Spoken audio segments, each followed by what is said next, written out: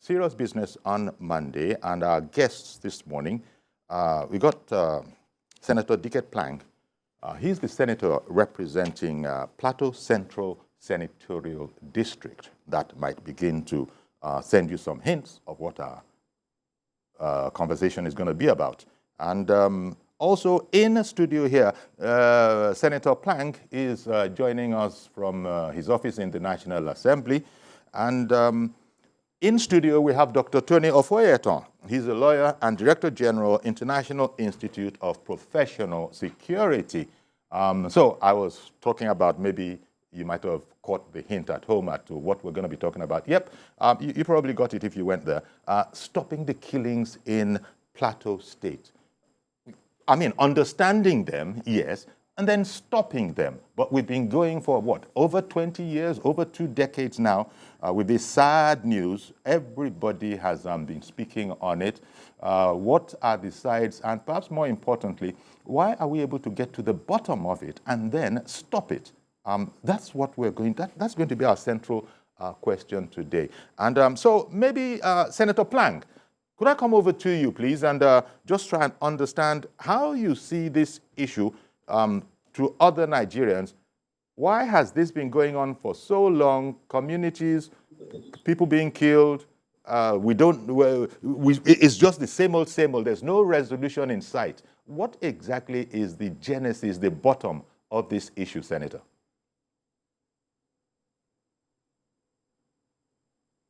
Good morning. Good morning.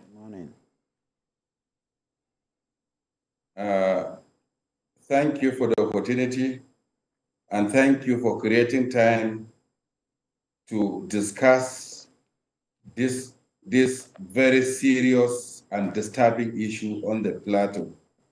I'm glad, and I'm sure your intention at the end of the day is probably to enable us come to a level of understanding, come to a stage where we'll be able to arrest this ugly situation within ourselves.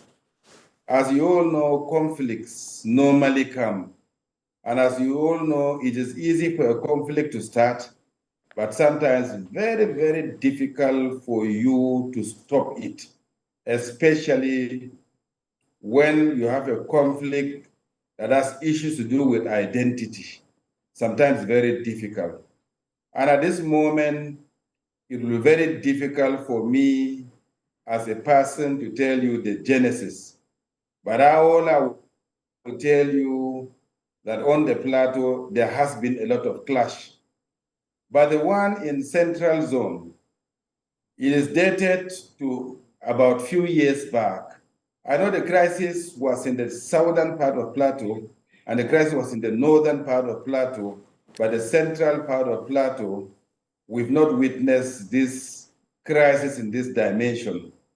The one in the central came up, and then the one in Mangu, so recent, but more volatile than ever expected, particularly that the Mangu local government area, one of the biggest local, most populated local government in the state, one of the most commercial local governments in the state, and one of the most agriculturally oriented local government areas in the state.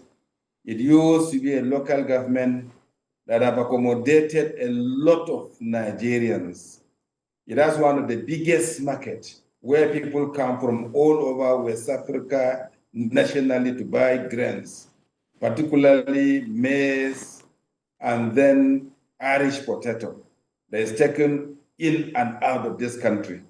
The crisis came in a particular community, but you all know that when a crisis comes in between two identities and there are reprisals, it expands.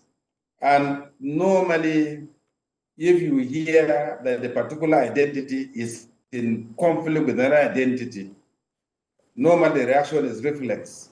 The moment you see another person, another identity, you are already angry. And probably you could begin to retaliate or exchange anger. But both the new person you are seeing might be innocent.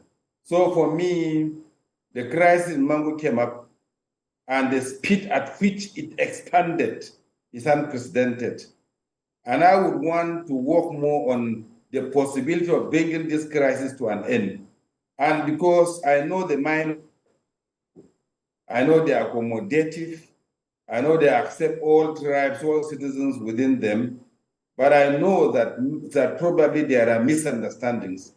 What we're in now is to try as much as possible to find an amicable solution so that we'll return back to what Mangu used to be. I would prefer to talk in that dimension. I'm saying so because the retaliation, reprisals will not help us. If that's why at the National Assembly, at one of our most famous sitting, I had no option than to bring it as a motion of public importance, urgent public importance. And I thank my colleagues in the Senate that really accepted my motion, supported my motions, and my prayers that followed the motion. They all agreed on my 4 prayers and even came up with an additional prayer that is very supportive to the resolution of crisis in my state.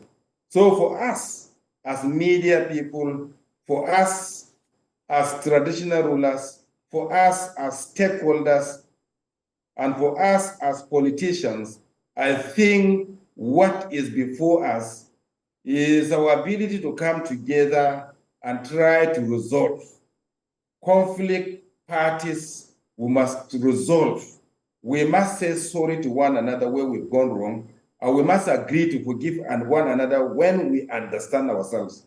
And I pray that if this crisis, we have external, I mean, if we have people outside coming in between us for resolution, just as what the federal government is doing at the moment. I am very sure we will build trust, and this thing can come to an end. Nobody likes what is happening on the plateau. That's my speech. I know I will have a lot of questions to ask.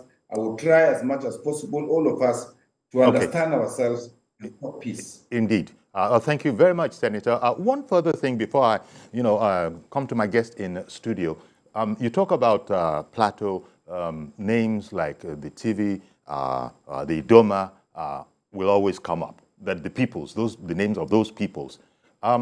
Could you, just so that we have a more complete understanding, especially for, people far away from Plateau, and probably the only thing they get to know about Plateau is what they read in the newspapers. They don't live it. How do those peoples, the Tiv and the Idoma, for example, and perhaps there are any other ones, how do they figure in the conversation that we're having now? Their feelings, their attitudes.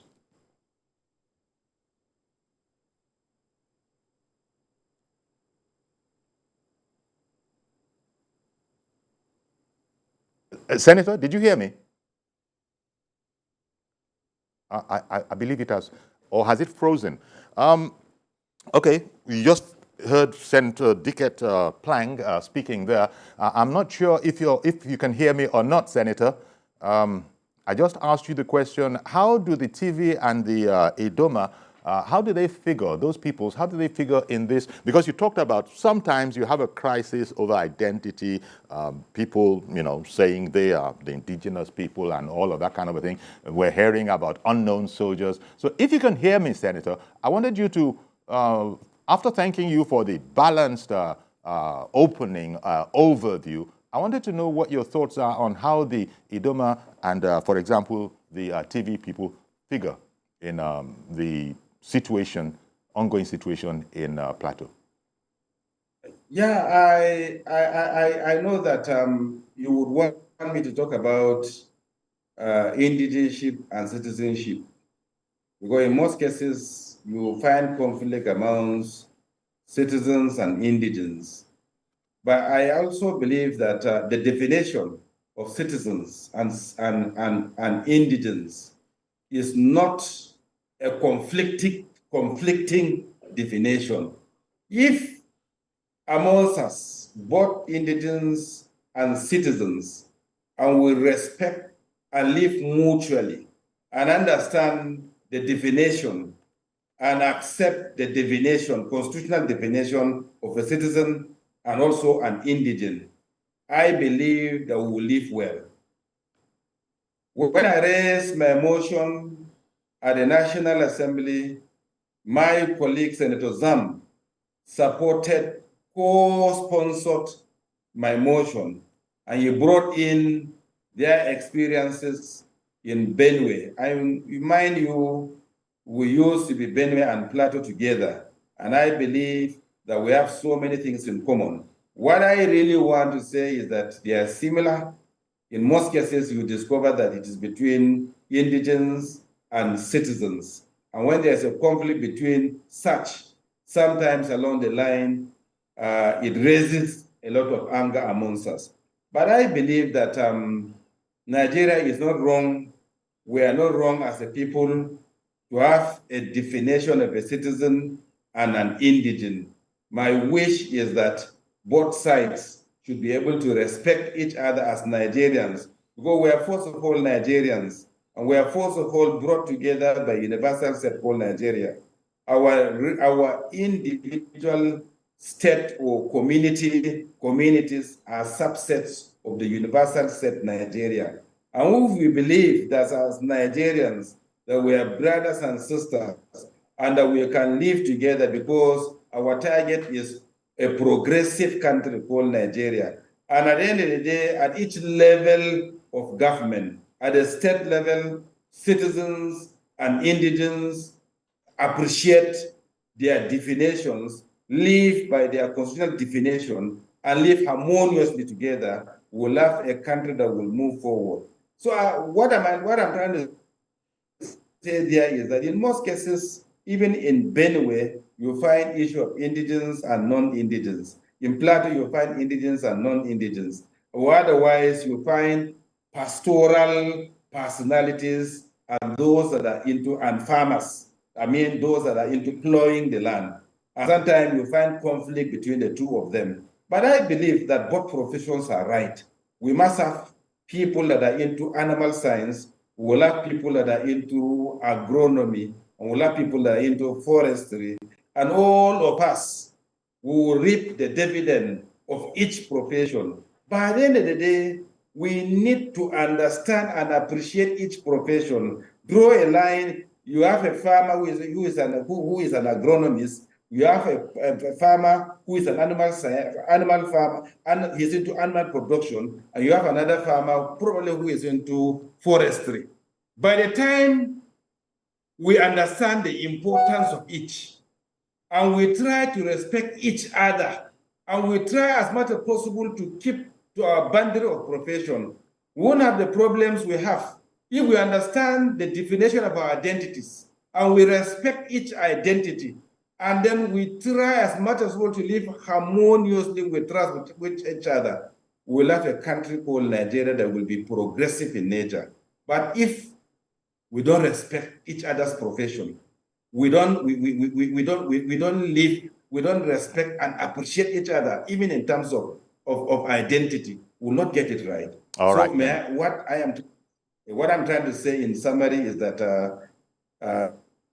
most of the conflict, you have issue of identity, you have issue of profession, and you have us not respecting each other's identity, each other's profession. I think this is not right. Well, that's why when conflict starts, discover that supporters of this profession gang up together, supporters of this identity gang up together, and you begin to fight each other, and then you have reprisal attacks. And if we keep on that, Nigeria will not succeed. Okay, thank you very much, Senator. Well, Dr. Phaeton, very well put, I think, by the senator, bearing in mind his position. He has to be a statesman, has to be a nationalist. He didn't talk about alleged Fulani herdsmen involvement in the mix, complicating whole matters. Stayed with identity and misunderstandings around that. But as you know, it is alleged that there also are marauding Fulanis creating a lot of the problem there.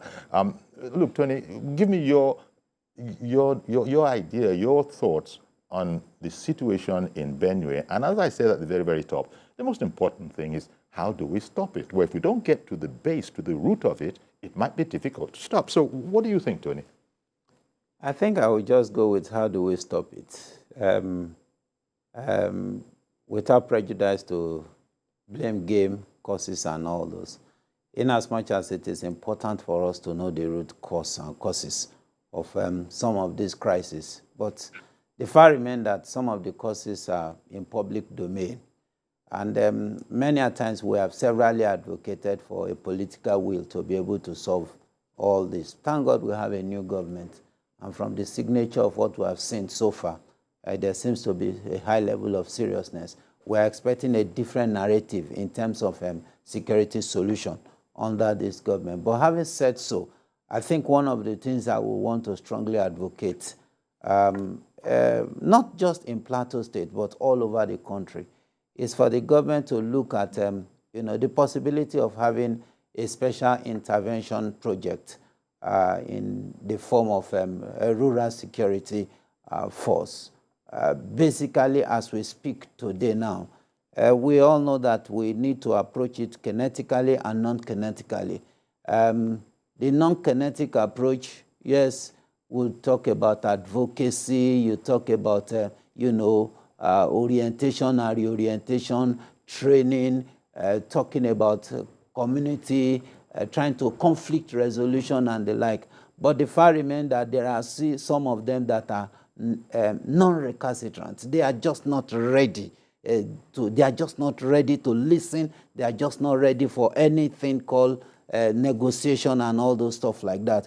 Now, if the government is able to have a special team, it's an intervention team. It needn't be a permanent one. It's an intervention team, because even when you come to the negotiation table, or you come to the issue of trying to talk about conflict resolution and the like, there must be somebody who has gained upper hand, and it is the person that has gained upper hand that dictates the pace of any negotiation, of any discussion, of any meeting, of any resolution, of any conflict resolution in any way whatsoever. So as we speak today, now, from what I've seen in Plateau State, there have been several meetings, there have been several resolution attempts, even governors, president have intervened and the like.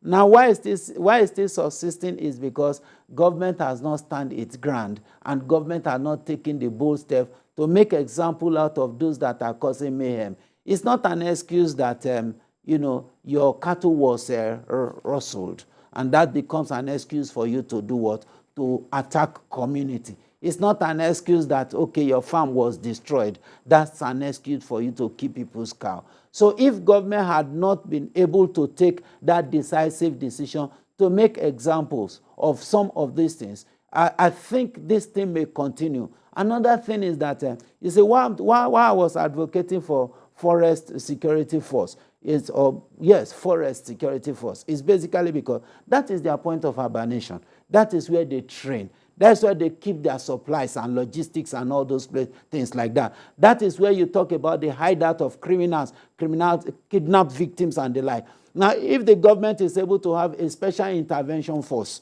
now it's going to be drawn out of all the military forces. Army, Navy, Air Force, NSCDC, and the like. Draw all of them together, give them special training on forest guards, or forest security. Now, it's going to also be a proactive one. You are not going to wait until a village is attacked. You identify the hideout of these places. You are well armed and you are well kitted in such a manner that you have the support of the Air Force for area surveillance and area attack. You have the support of the military too. You have the support of the NSCDC and the custom. Now it becomes a special force on its own, and what their responsibility does not have anything to do in the cities at all. At all. They don't have anything. In short, their camp, their stations, their offices are in the forest, so to say. If the Boko Harams, if the headsmen, if these criminals can stay in the forest, I think the military can do better than that. So as far as I'm concerned, the mountains are their hideouts. The caves are their hideouts. The forests are their hideouts. Now we are talking about security in the city. Leave it to the police. Leave it to conventional security forces and the like. Now have a special force. I'm not saying that now the regular security team do their normal work, but this one is a special intervention force. It is imperative as we speak now. Because if you talk about the non-kinetic approach, you want to bring them on the table and the like, and what if you invite them, they didn't come, what will you do? But if you have been able to establish your authority, your might, and your ability to do and undo, if you invite them, they will come. Just let me flash you back to the era of Obasanjo and then Yar'Adua. Precursor to Yar'Adua's takeover, you will remember that Obasanjo had dealt decisively with the Niger Delta boys to the extent that they could not leave the creek to even go and buy food in the city. It became a hell on earth for them. They were hungry. Things were very bad for them. Now, when Yar'Adua came and said, gentlemen, let's talk amnesty, you saw the way they jumped at it. Why? Because federal government had been able to establish its authority that, look, if we are looking at you, it's because we just want to look at you as our children.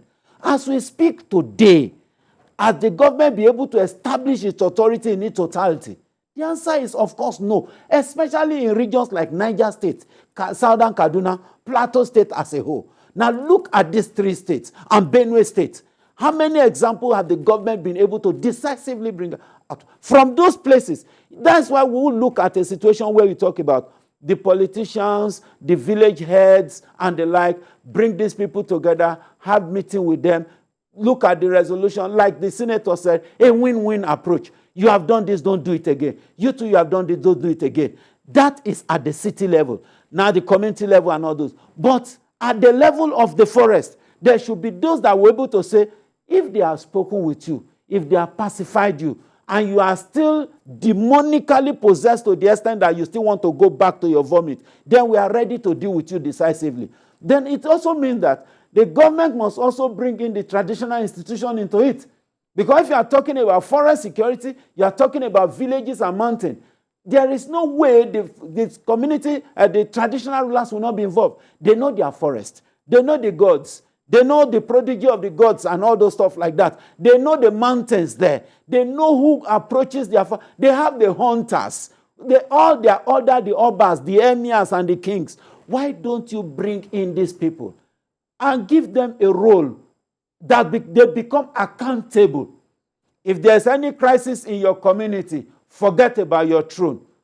And at the same time, you also give them incentives to be able to do what? Make them do that work. It will reduce the workload on the security forces. What is the numerical strength of the security forces we are talking about as a whole?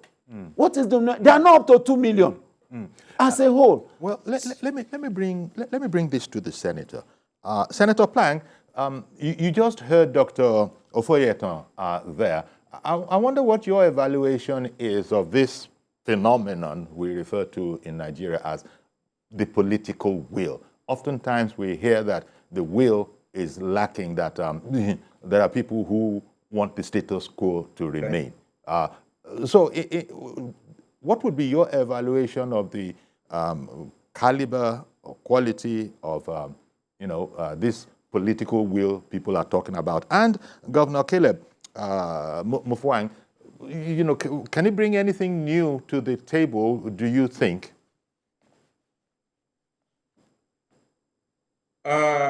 I want to thank you so much, TVC.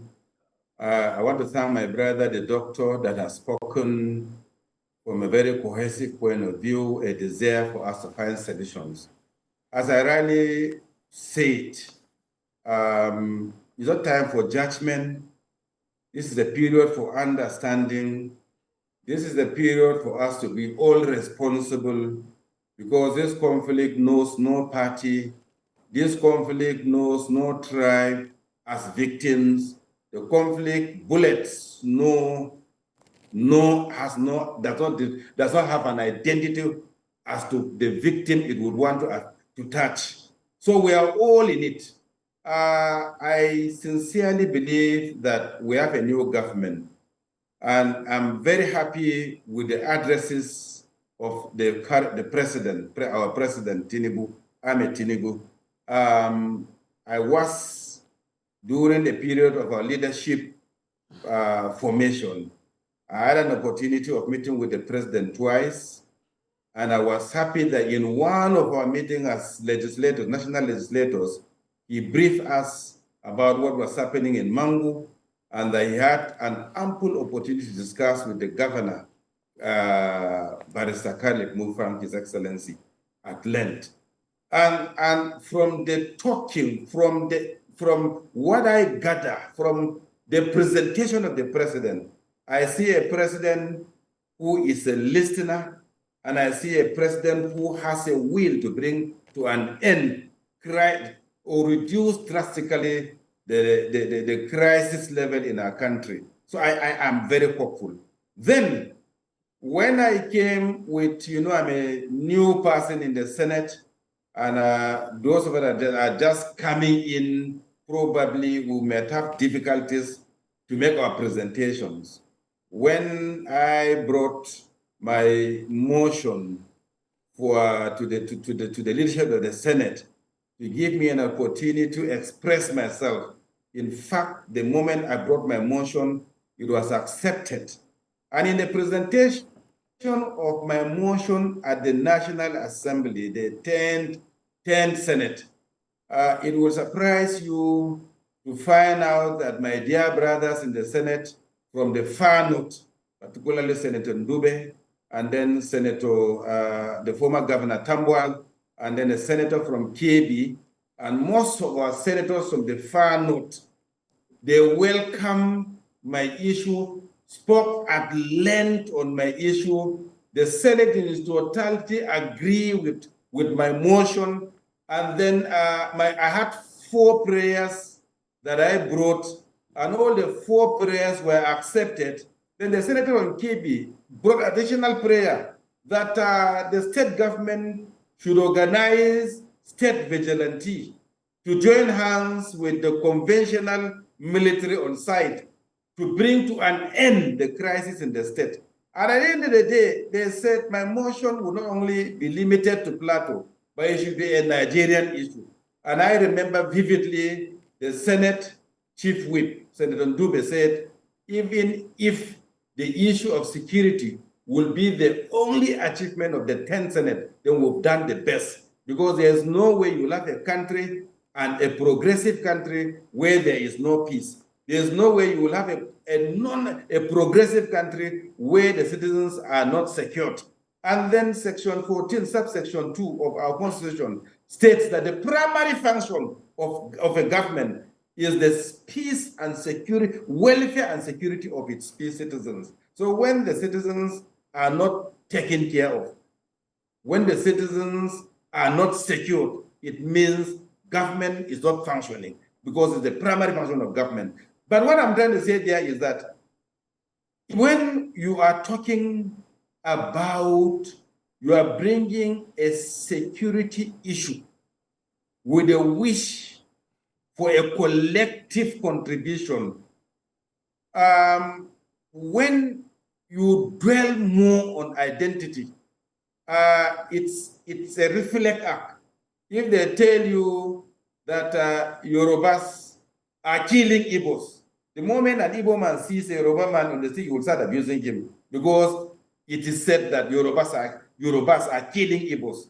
And you won't know why a Yoruba is killing an Igbo man, but it will say Yorubas are killing Igbos. If you dwell too much that the Marvel people are killing Fulanis, any Fulani man who sees a Marvel man feels he's a bad man. Or if you are told that Fulani are killing Marvel people, the moment a Marvel man sees a Fulani man, he will be angry, not knowing what has happened. So we would rather want to wish that there's a lot of criminality amongst us, and the criminality can be nipped from the bud. Yeah, it could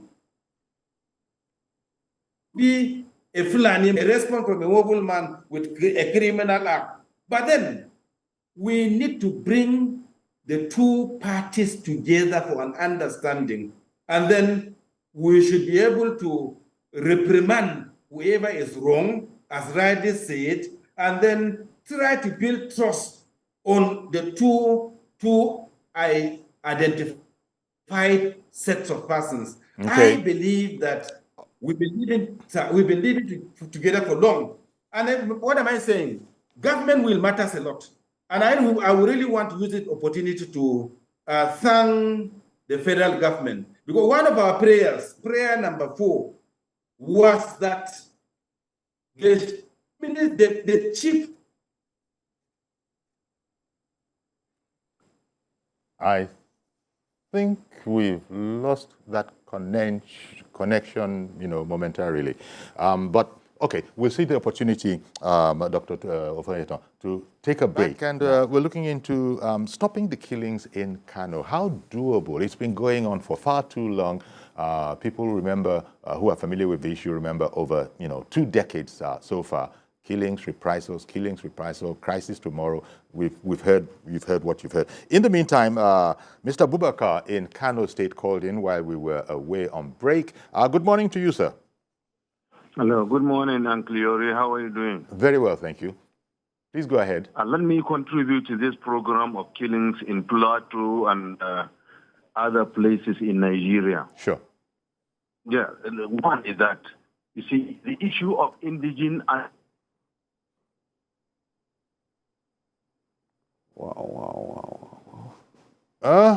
Mr. Bubakar, are you there? Can you hear us? Yes, I can hear you very well. Okay, we lost you for a moment there. Please continue. Okay. What we just heard was the issue of indigenship. Non-indigenous. What bring it out? Yes. Yes. Why is the issue? Okay. Indigenous and non-indigenous. Why? I mean, what brings about? We're all Nigerians. That is one. Political leaders and traditional leaders are involved in these cases, not only in Plateau State, but in other parts of the country. And second is the level of poverty that is going around in Nigeria. There is no equity and fairness. There is no justice in this country. Whoever does wrong, he must be brought to book. And it's not an issue of I belong to this or I don't belong to that. Whoever is found wanting, he should be tried.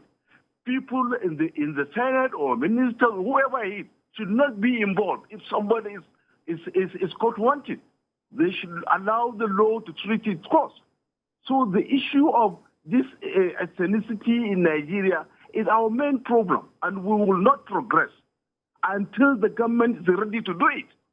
See, a lot of killings in Nigeria are being done by bandits. A lot of people are arrested in Plateau, in Taraba, in other places. Why can't they be tried? Why can't people know how the trial, ends? We don't know. People are being set free because they belong to one political party or the other. And this should not be done. If ethnicity and indigenization is a serious issue, America wouldn't have been what it is today. Most of the people in America that are contributing to the development of America are not Americans. But they are free to do whatever they want to do. Now, if we want progress, why can't we forget our differences and put Nigeria at first? Why should I be called an indigenous of Kano or an indigenous of Taraba? We're all Nigerians. If we cause anything, any mayhem in Nigeria, our brothers, our sisters, our children will be affected. Governments, especially federal government, is not sincere. I am telling you. All right, then. From the point of view of what we learned. Because equity and fairness and justice must prevail. Okay. And the primary responsibility of any government is the protection of lives and property. Okay. Are they doing it? They're not doing it.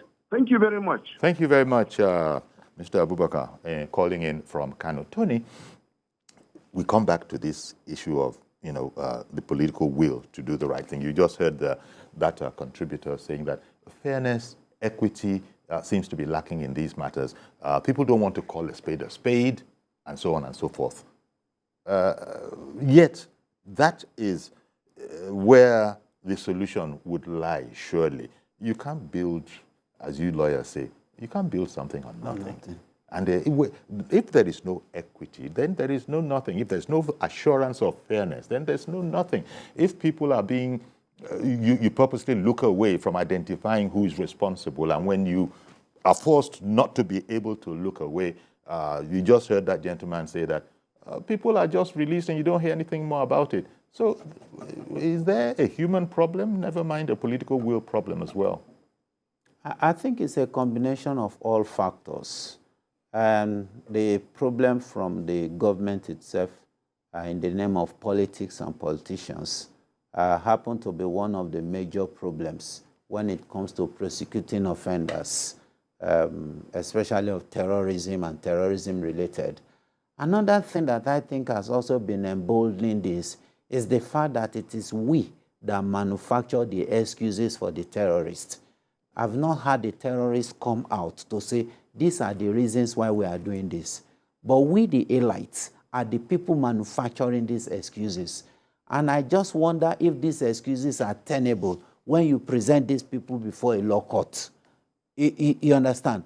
Now, the excuses of indigenship, the excuses of, you rattle my cattle, unemployment, and the like, whether the court will avail you as that being a defense for killing a fellow Nigerian. Now, if that is not the case, for me, I think we should first of all stop this idea of constructing excuses for the terrorist. If the law has said these are the conditions precedent to being called or tagged a terrorist, and these people have actually gone through that route, they should be called their proper names and they should be prosecuted as such. Look, we are all in Nigeria. There is nothing called, as we speak today, the same petrol a poor man buys is the same thing a rich man buys. We all have reasons to bear arms. We all have reasons to be angry. You have reason to be angry, Okuyori. I have reason to be angry. But I'm not killing people. On daily basis, we see provocation, even from the government and government policies and the like. But we thank God that, okay, as we speak now, we are still very hopeful that the government now is putting machinery in place to address some of these little things. Now, the follow-up of the failure of previous government should be stopped immediately.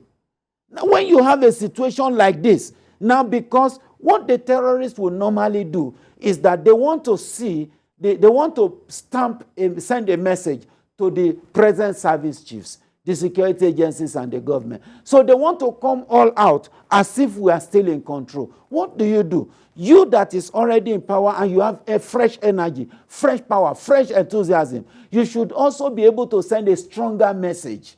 I think that is where I will call all the newly appointed service chiefs and inspector general of police to understand that, look, this is no longer like malaria. We are not talking of terrorism at cancerous level. So if we are talking of terrorism at cancerous level, it is no longer an excuse that we don't have money, we don't have budget, we don't have mail, we don't have equipment. All those things become stale and lazy men's excuses.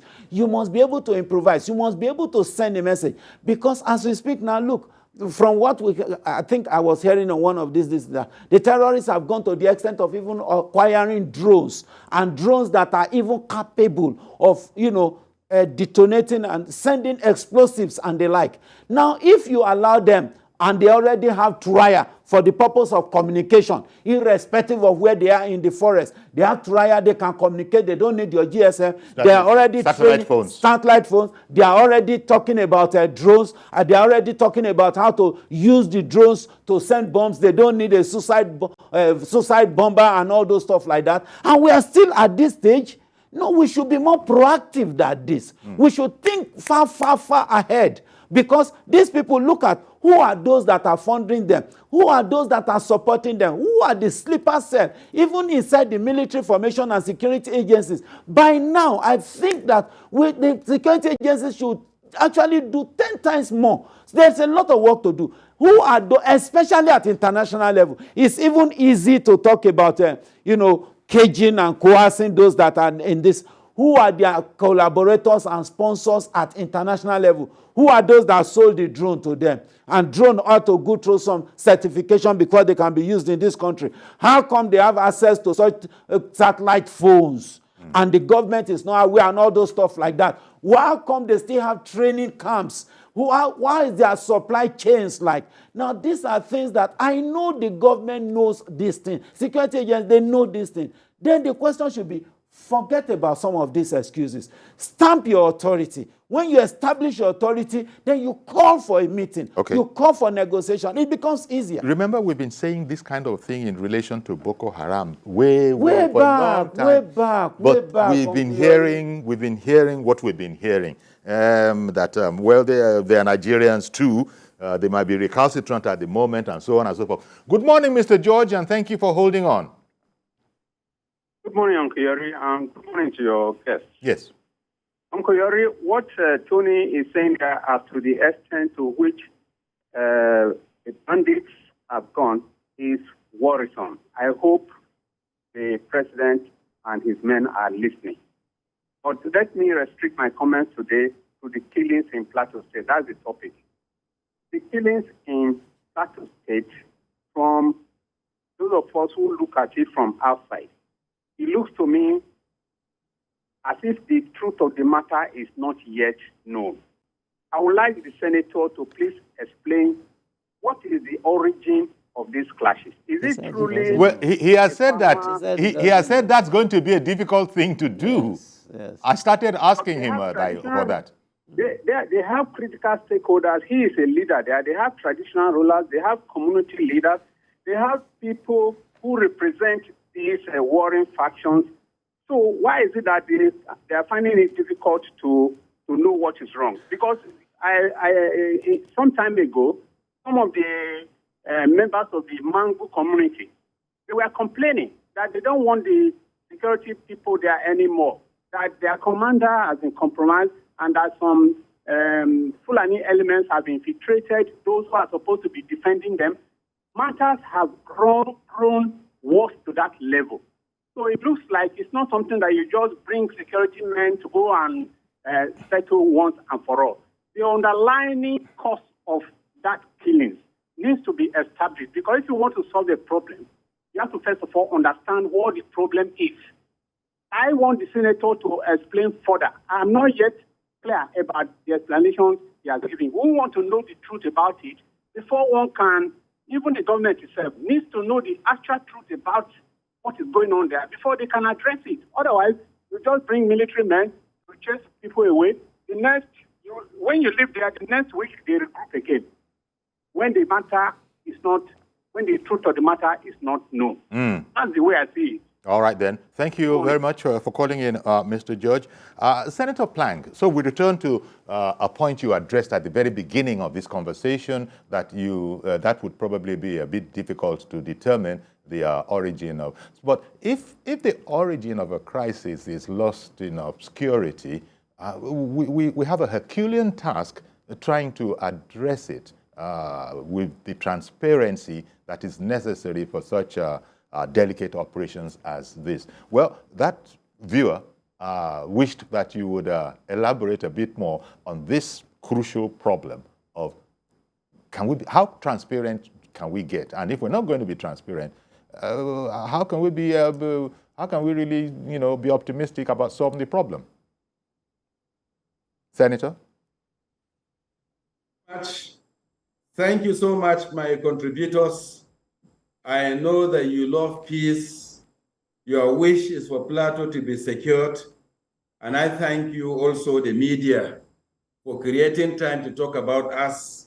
And I know it is your desire that we improve on the peaceful status of Plateau.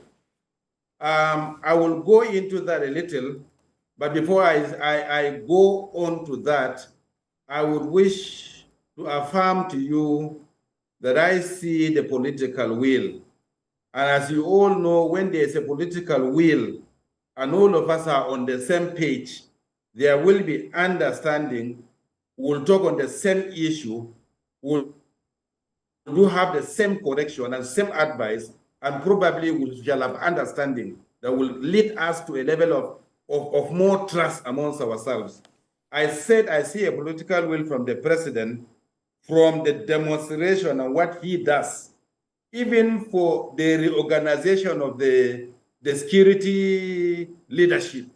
For me, the president stepped down to a particular level and then brought out fresh generals to man the security the security leaderships of the various armed forces and divisions.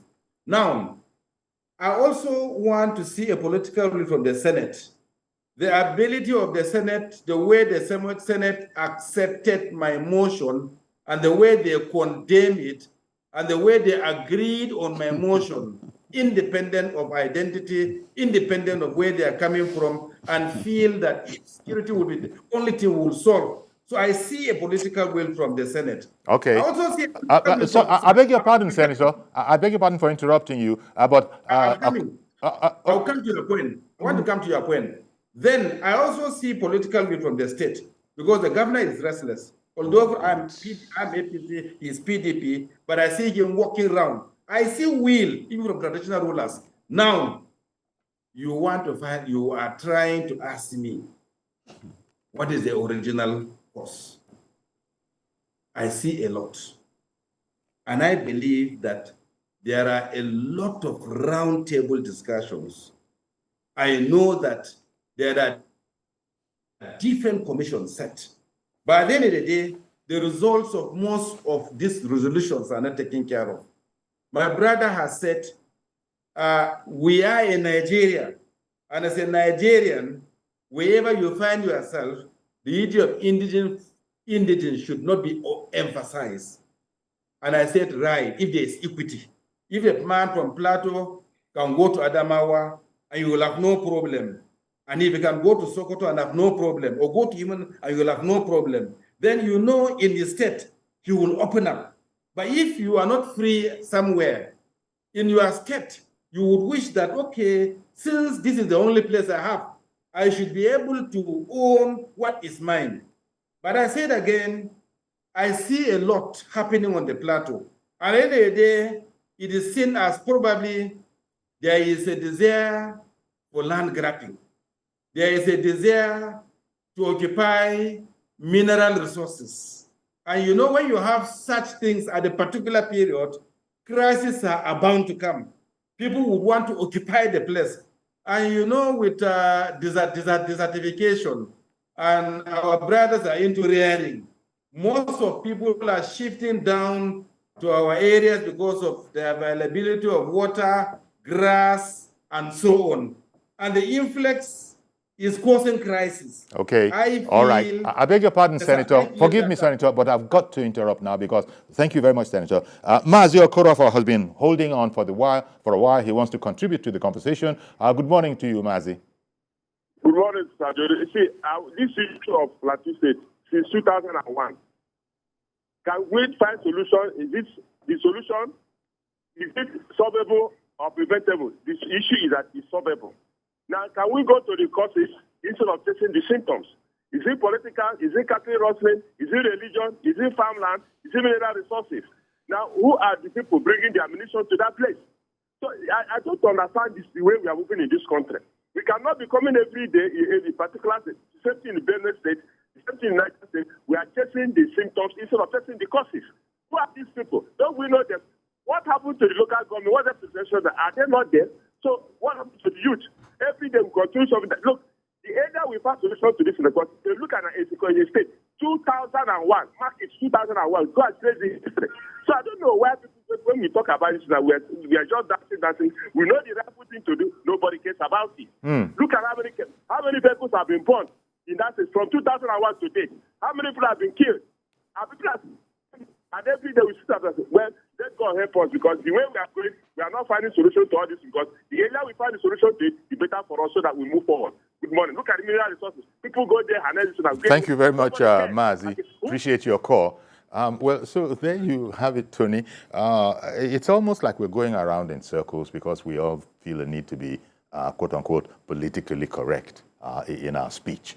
And nobody wants to be seen to be an ethnic jingoist. So this is part of the challenge. But it's quite frustrating because the loss of one human life is too much, not to mention, the vast numbers If it is not in its, it must be in its thousands. We're talking about over 2 decades now. So, in a different context, people say there's no end in sight. I'm sure you're not going to be as pessimistic as that, because it just keeps on and on and on. And people are not going to... I'm not a pessimistic person as far as the war against terrorism is concerned. I think I would only expect that if the president is ready to step on toes, irrespective of whose or is God, if he is able to take the bull by the horn, which I believe he is able. You're talking about the president now or the governor? The president. Okay. President. No, this is beyond Plateau State. Let's be realistic. Okay. This is not a Plateau State governorship thing. Not at all. You see, it would have been easy for state to deal with such situation if they allow state security apparatus to bear arms. Now, if they allow state security apparatus to bear arms, I will tell you that the security challenges in all the rural area will reduce by 80%, because at that point in time, they will know that, okay, these people are capable of resisting any form of attack. Look, if non-state actors are bearing arms and they are brandishing it, why are we hypocritical in this country? Okay, what stops the Amotekun from bearing arms? Tony, we've almost run out of time. Let me get back to the senator. Senator, this is a very, very long conversation that we tried to condense into less than an hour, as impossible as that sounds. But what would be your parting words now? Because this is a conversation that must continue after this. Parting words, Senator, on this topic. Honestly, I see a president who is willing to make a move towards the end of the crisis. I also see my people who are willing to cooperate with the system if the system is right. I feel the greatest challenge we have now is for the security to take advantage of the political will available now to do justice. All right. And ensure that there is peace. We're going to have to leave it there, Senator. I beg your pardon, Senator. We're really going to have to leave it there. Your citing of the political will now available to be able to do the right thing. Tony, I want to thank you very much. Did you have a parting shot, just as a bullet point in seconds? Well, I think the only thing I would just say, which I've said before, is the government should really consider the suggestion of rural security network. Okay. It's imperative as we speak. Okay. Well, thank you very much, Dr. Tony Ofeyeton, Director General, International Institute of Professional Security. And thanks to Senator Dicket Plang, Senator representing Plateau Central Senatorial District, trying to give us an insight into the situation over there. Thank you very much, Senator, for your time. Okay, then that's...